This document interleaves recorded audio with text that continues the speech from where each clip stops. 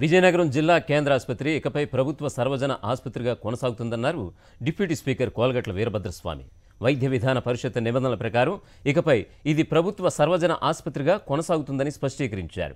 ఆసుపత్రికి అశోక్ గజపతిరాజు కుటుంబం ఇచ్చింది గజం భూమి కూడా లేదన్నారు. లేనిది ఉన్నట్లుగా చూపించి టీడీపీ అనుకూల పత్రికలు రాయించుకోవడం విచారకరమన్నారు డిప్యూటీ స్పీకర్ కోలగట్ల వీరభద్రస్వామి.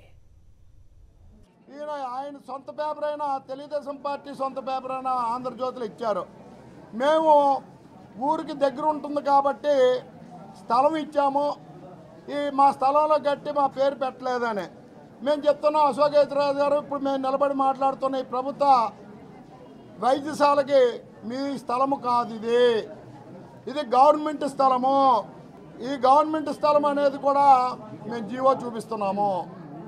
ఇంకేదైనా మీ స్థలం ఇచ్చినట్టుగానే ఏమైనా సాక్ష్యాలు ఉంటే ప్రజలకు చూపించండి, మాకు చూపించవసరంలా.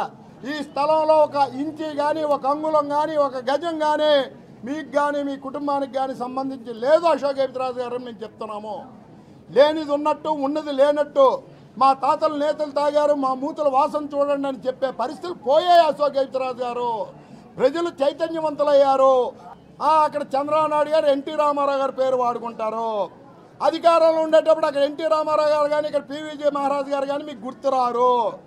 అధికారం లేనప్పుడు సానుభూతి చూపించి ఓట్లు సంపాదించుకోవడానికి మాత్రం అక్కడ ఎన్టీ రామారావు గారు, ఇక్కడ మహారాజ్ గారు మీకు గుర్తొస్తుంటారు. అది చాలా విచారకరమైన విషయం అశోక్ గజపతిరాజు గారు అని చెప్తున్నాం.